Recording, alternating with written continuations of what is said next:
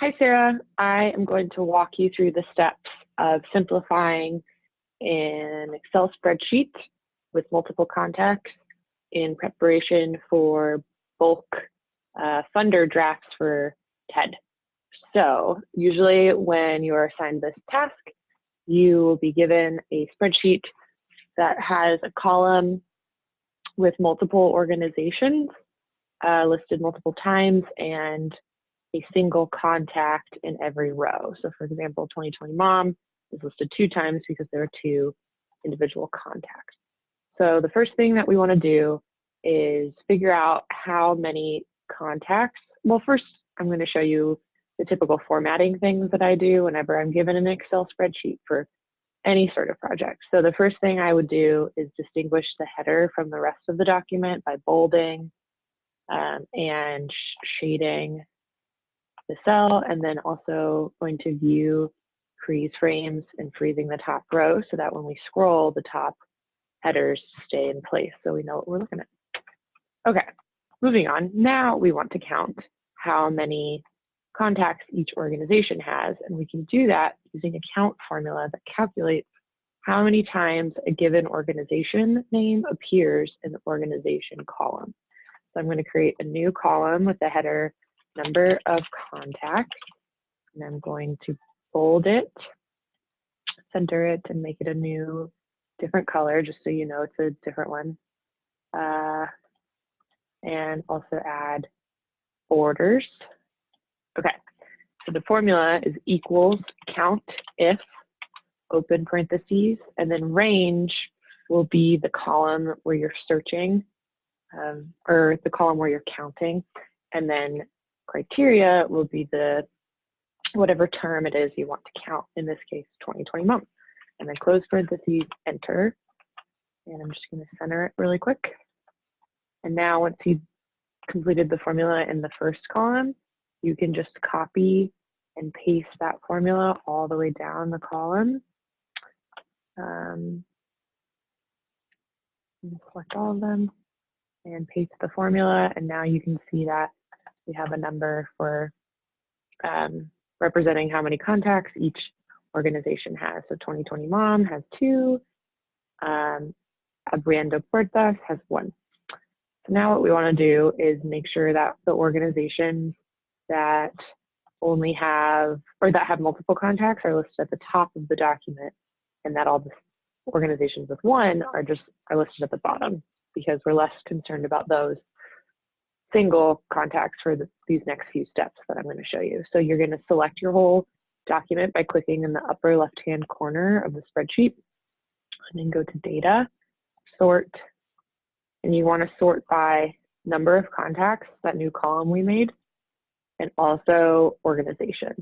If you go to sort and for some reason it doesn't list the header names, it just lists column A, B, C, etc., click this box over here, My Data Has Headers, and it'll show you the names of all of your columns. So we're sorting by number of contacts and the name of the organization, and you want to sort from largest to smallest.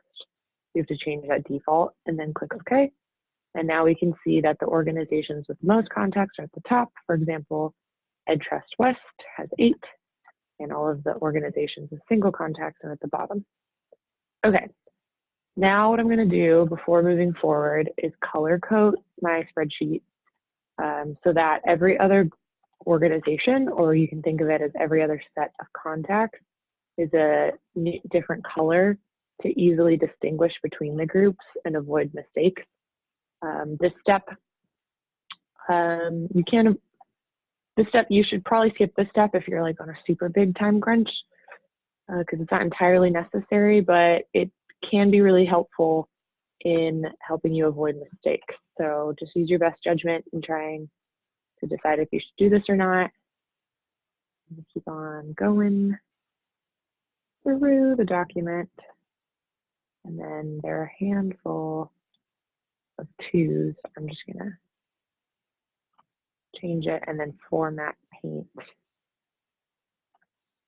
all of the 2s, and I'm not gonna worry about coloring the organizations that only have 1 contact because I know each new row is a new organization, so not as necessary to distinguish those.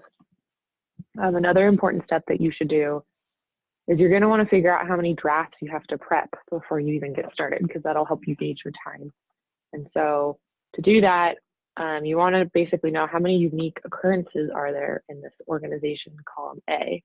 So I'm going to highlight, select all of the organizations in this column. I'm going to copy and go into a new tab in my sheet and paste them. And then you select a column and go to data. There's a cool tool called remove duplicates. It's pretty self-explanatory. Click OK, and it'll tell you how many unique values remain. So we will have 57 organizations, meaning there will be 57 drafts for this particular project. So once you do that, you don't really need this sheet anymore. So I'm going to go ahead and delete it and go back to my main tab. Okay, the next step that we need to do is rank all of the organizations. Sorry, before I get ahead of myself, we need to rank all of the contacts within a given organization according to their job title, one representing the most senior level staff, and whatever number, in this case it'll be 8, as the most junior level person. So we should create a new column titled rank, and I'm going to highlight it again just so you know it's clear. And what you would do is you would go through your list and select, in this case I think this particular example is already ranked, but you would rank an organization based on the most senior level person. So EdTrust West is already sorted. So I'm going to go in and instead choose to rank United Ways of California. So you should usually start by trying to find the president, CEO, executive director, whatever the title is, rank them as 1, and then work your way from there. So keep an eye out for any director positions, any senior positions, deputies, things like that. So let's see, coordinator, manager, manager, coordinator, VP, pretty big, coordinator and advocate. Okay, so managers are probably higher than coordinators. So it doesn't really matter. Like these two could be very similar, so it's okay if you aren't sure and you just arbitrarily pick one higher than the other. Regional advocacy versus advocacy coordinator. So I'm going to rank them 5, 6, and 7. Okay. Oh wait, this is the coordinator, coordinator, coordinator. Okay. So now these are all ranked, and let's just go ahead and assume I did that for all the other contacts. So it would look something like this. 1, 2, 3, 4. Excuse me while I do this really quick. 6.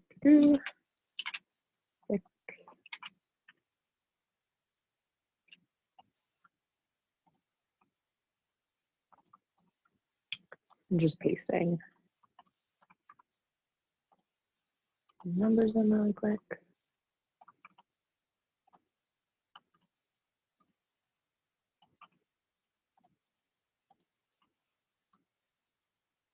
Almost done with the 3s. Okay. And then all of these folks will just be 1 and 2. I'm just gonna highlight. And then of course we don't need to rank all of the organizations that only have 1 person, because there's only 1 person to rank. Okay. I don't know why this isn't. Oops. Okay. Copy. Scroll.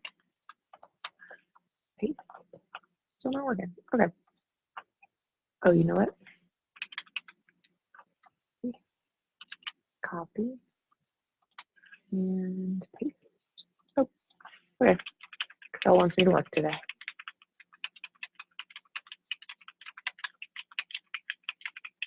Okay, so now that we know everybody's ranked, when you actually are finished ranking each person, they're not going to be sorted in numerical order like most of these are, like EdTrust West or Advancement Project. they're going to look like United Ways, where they're all kind of scrambled. And to fix that, you should go up to the left-hand corner of your spreadsheet to select the entire document and go back to data and sort and add a third level to sort by and choose rank to sort. And then when you click OK, you can now see that United Ways is ranked in numerical order, and every other organization would do the same thing. Okay, so now that we've ranked everybody, what we want to do is create a new column that is going to combine all of the email addresses associated with a single organization into a single cell, because we want to pull from a single cell when we do our mail merge to create drafts. So I'm going to create a new column. I'm going to format it the same way as on my other ones. And I'm going to call this one emails 2. And now we're going to use a concatenate formula, which is a formula that essentially says, take the value in these given cells and combine them to create a new single value in a single cell. So you're going to type equals concatenate and select your email that you want to use, the first email you want to use, and then you're going to type whatever separator you want in between each email. And in this case, when you're listing emails for a mail merge, you want to use a semicolon space. And then you close that quotation, comma, and then select the next email. And you do the same thing for every email until you make it to the end of the list for that given organization. Oops, not too soon. Okay, so I'm going to keep going. Semicolon space, semicolon space.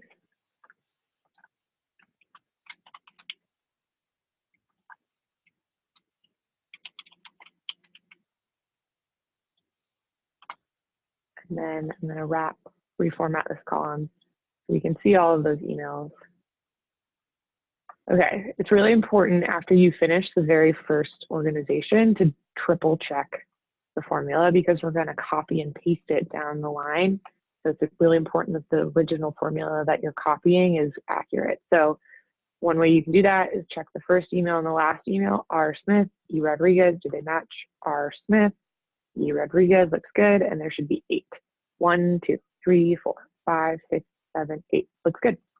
Okay, so now that we've completed and double checked the first formula, we can just copy and paste it. So I'm going to copy it and move on to the next organization and paste the formula. But you'll notice we need to make one change because there are 8 contacts for EdTrust where there are only 7 for advancement projects. So if you double click on the cell with the formula, you can see which emails are being included in the formula, and there's one extra one being the United Ways email in the next organization. So you can fix that by just deleting the last cell in the formula. And so again, we double check J. Dobard, and then Claire, J. Dobard, and then Claire, and there should be 7. 1, 2, 3, 4, 5, 6, 7. Okay, looks good. So I'm going to, again, copy and paste. I'm not going to keep double checking, but you should always double check, even if you're pressed for time, just because this is the step where it becomes pretty easy to make a mistake. So again, this organization has fewer contacts than the previous one, so I need to slightly edit the formula before moving on. Copy, paste, copy. Oh, see, I was moving too quickly and I almost forgot to edit this one because there's a team success email included, so make sure to get rid of that. Okay, copy, paste, again, and get rid of that extra. Copy, paste, and get rid of the extra. Copy, and so now all of these groups have the same number, so we can just paste across all of these.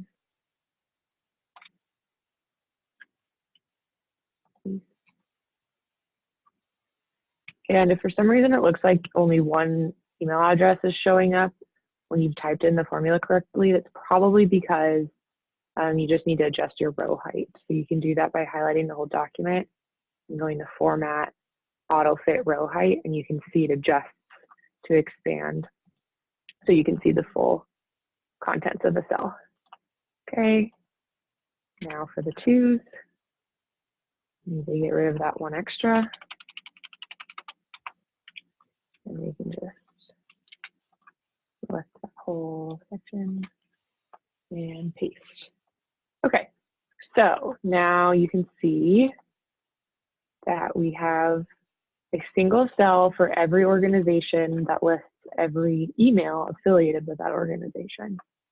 So before we move on, we should copy and paste any columns with formulas involved and paste them as values, just so that the formulas don't get messed up if we shift columns around. So you can do that by just highlighting the columns you want to copy, clicking copy, and then clicking again and pasting as values, or selecting this 1, 2, 3 option from the paste options. And now if you go to click on one of these given formulas, you can see it's no longer a formula, it's whatever text the formula had created. Okay, so now that we've created an email column, we need to create another new column for a salutation, or in other words, however we're going to address this group of people in the email. So I'm going to call this column salutation. And generally, TED prefers for an email to a group of 4 or more people to be addressed as "Hi, EdTrust team," for example, or "Hi, United Ways team." And emails to 3, 2, or 1 people should just be addressed as "Hi," and then list out their first name. So you should use your best judgment and create a team name for every set of contacts that is more than 3. I would double check before putting these in drafts that the team names are the way that TED likes them, either by having a standing list with Daria that you update regularly, or just asking her in that moment. So I'm going to go through and make some quick team names. EdTrust team. I'm just going to call this P2C team. United Ways team. Excuse the car alarm. Silicon Valley Leadership Group team. Solano team. Team Success team. California News team. Educators for Excellence team. First 5 Del Norte team. Teams team. Oh, I'm getting ahead of myself because TED, these are groups of 3, so we're not going to call them team. I'm going to go back and quickly change my mistake. Just another example of how moving too quickly can lead to a mistake. If you are moving quickly, just make a point to double check. Well, you should double check anyway. So if you're moving quickly, triple check. Okay, so anyways, now what we're going to do is we need to figure out a way to combine the first names of all of these folks into a single cell, the same way we did for email addresses. But you'll notice in this particular example, we were given only full names. So we don't have a column that only represents first names. So in order to create that column, rather than going through and typing it all manually, you can use a nifty tool called Text to Columns. So before you use that tool, you should insert at least 5 new columns right next to your full name column, and then copy your full name column and paste it. And this new full name column that you pasted is what we're going to be working from. So select that column, go up to your toolbar and select the Data tab, and then click on the tool that says Text to Columns. And then from there, you're going to select Delimited and click Next. And what these options are saying is, at what point do you want to split the text in this column? So we want to break up this data wherever there's a space between names. So you can see it'll show you a little example of all the different names in the column and how they're going to be broken up. So then you can click Next, and finish. And it's going to ask you, do you want to replace the contents of the destination cells? And the destination cells will be the newest blank columns that we just added, which is why it's important to add them. Otherwise, when Excel splits this column, the data would overwrite any data you have in these columns. So always make sure you have ample room to paste the split text. So you click OK, and now you can see that Excel conveniently has split up all of the names. So there are always going to be a few, I call them problem contacts when you do something like this, who have two last names, or for example, have like a salutation, meaning like Dr. or Mr. or Mrs. in their name, or possibly list their degrees at the end of their name. So what you need to do is do a quick spot check, scrolling through the list. It's okay if their last names are split up. We're really mainly focused on their first names. So all these folks look pretty good. Jamie's fine, Brian is fine, Jan is fine. What's signaling for me to check is if anybody has a name in this third column. Kim is fine. Okay, here's an example of the first name you need to change. So we need to change it to Reverend Dr. Eileen so that it includes their full first name. And Julia looks good. So we should rename this column to say first name. And now you actually don't need the last name separated because you don't need the last name for an email. So you can delete all of those other columns and now you have a nice first name column. Okay, so now back to our original goal, which is to create or pull the first names of every organization with 3, 2, or 1 contacts. So we're going to use the same concatenate formula, concatenate, and just like we did with the emails, you're going to select the first name, and then we need to consider what we're going to use to space out the first name. So we'll have a comma space followed by the second first name with a comma and the word and space followed by the last first name, close parentheses. So now you can see our formula has conveniently created a salutation for all 3 people affiliated with this organization. Also keep in mind that just like emails in the to line, we need to make sure that first names are listed in seniority order in an email, and they should already be sorted from that early step we did.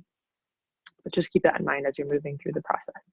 So now I'm just going to copy the formula and paste, and it's really, really important to triple check this step.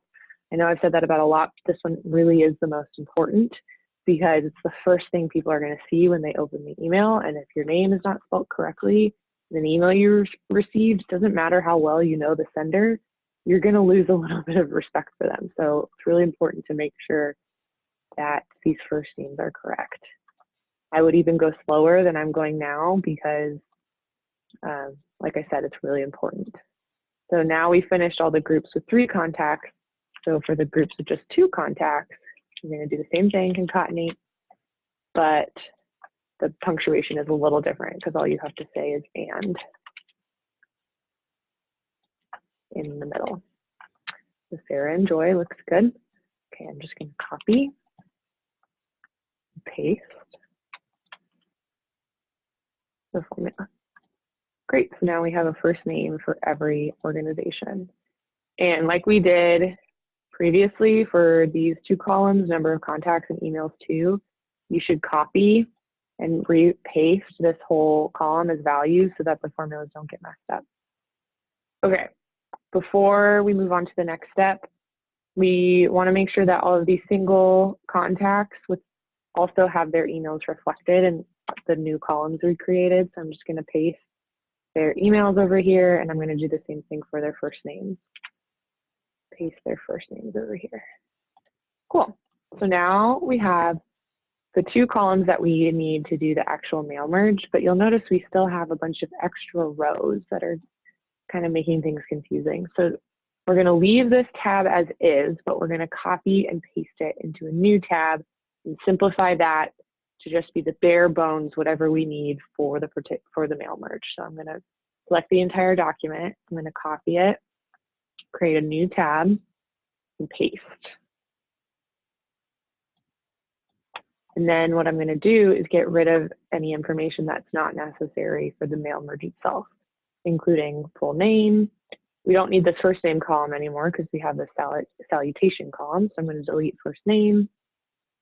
We don't really need the rank anymore. We don't need role, and we don't need email because we have this new email column. So we also technically don't need organization or this number of contacts column, but it's kind of helpful just to be able to, rather than having to like look at the email domain of every set of contacts, we just have a quick reference. And also it's a good idea to keep the number of contacts in case you need to double check to make sure all of the emails are included. So what we need to do now is delete all of these rows where there is no email or salutation information. And one quick way that you can select blank cells rather than going one at a time and deleting all of these rows is by highlighting the column that contains the blank cells you're trying to select. Then if you click the F5 key and go to special, you'll get this little pop-up window, and then go to special, select the radio dial next to blanks, and then click OK. And you'll see that it selected all of the blanks for you. Then the next step is to right click, make sure you right click on one of those selected cells, click delete entire row, okay. And you can see that it got rid of all of our unnecessary rows.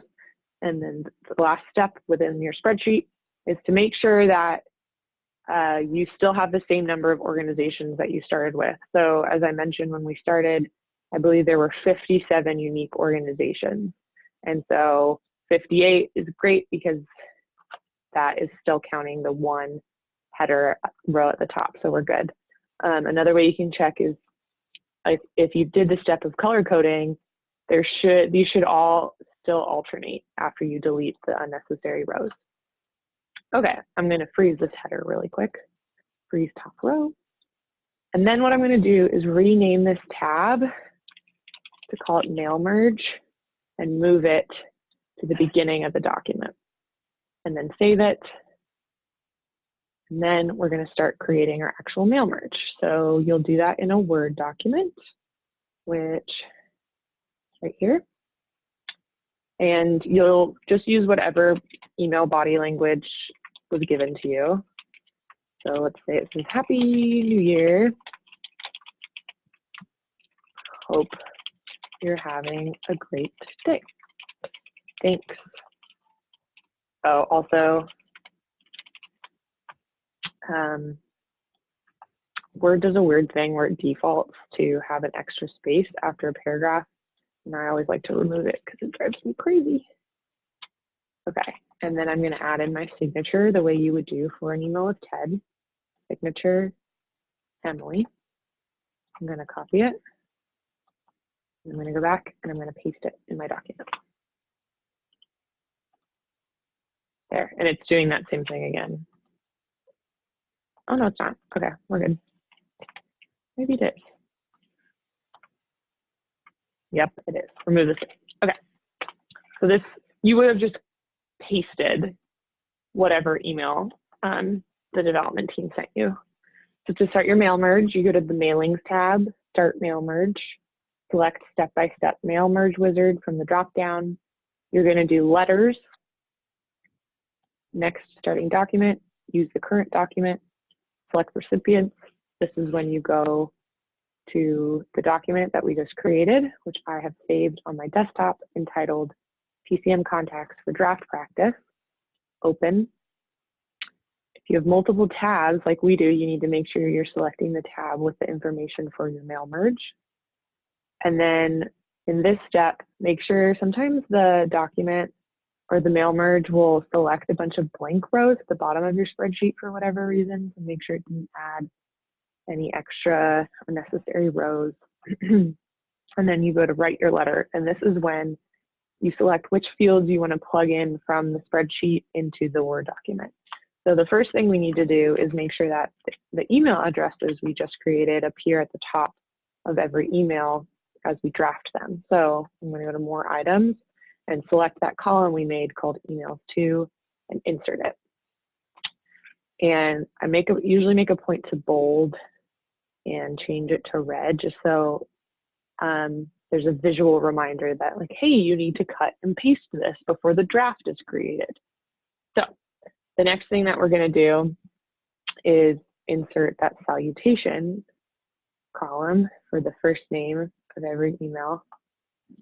And then once you've done that, you're done inserting fields, so you can go to next, which is preview your letters. And in this step, you can double check. So we want to pay extra close attention that the emails are all formatted and that they're all included and that they're ranked in senior order and that the team name is accurate, or if this had first names instead, that the first names are listed in senior order. So rather than clicking through one at a time, I would just do a quick spot check to make sure they're formatted correctly. You can go to next, complete the merge, and then click edit individual letters, and Word will create a new document for you that has one page for every one email that you're drafting. So you should double check that the number of pages matches the number of emails or the number of organizations that you're working with. Okay, so once you have this document, I would save it just in case Word crashes. You don't want to lose all of your work. Desktop, I'm just gonna save it as mail merge, save.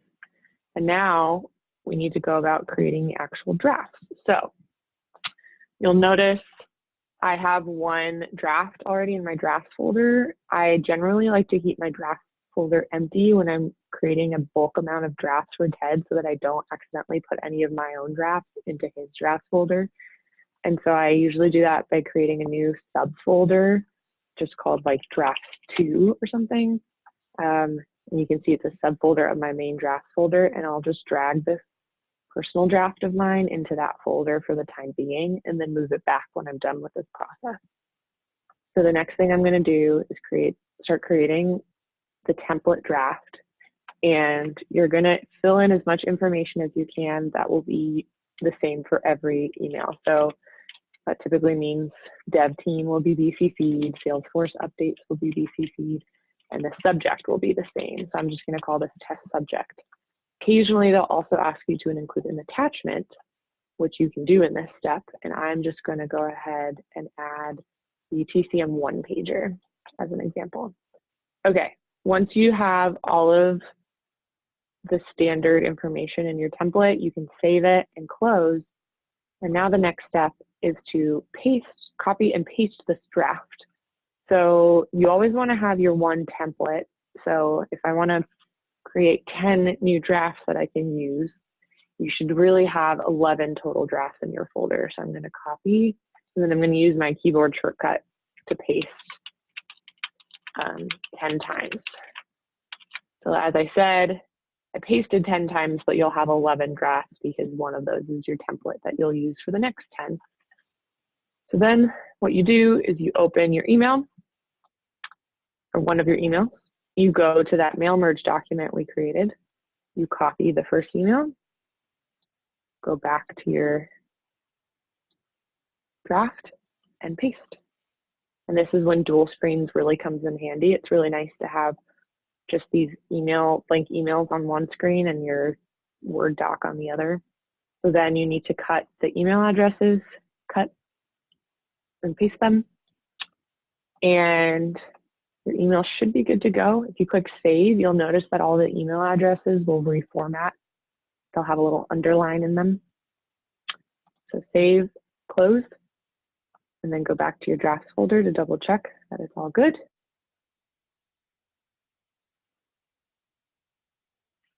Ooh, sorry, I just sneezed.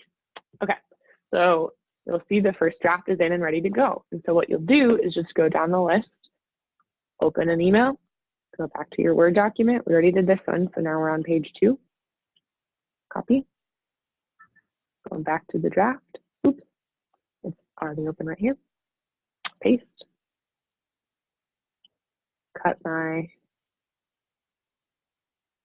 email and paste. Save so that they reformat. They don't always do it. There it goes. And then close. Yes, save the changes.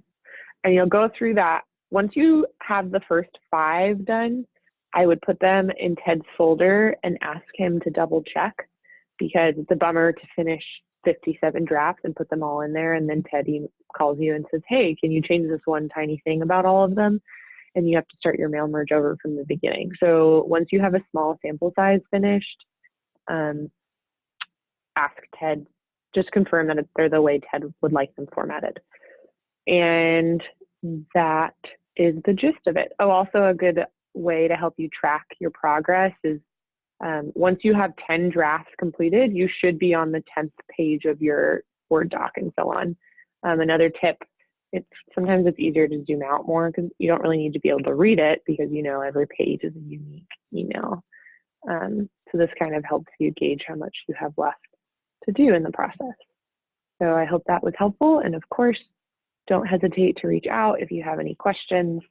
You can always ask me, Beulah, or Daria. The three of us have done a lot of these bulk draft uploads in the past, so we would be happy to share any advice or tips. Thanks.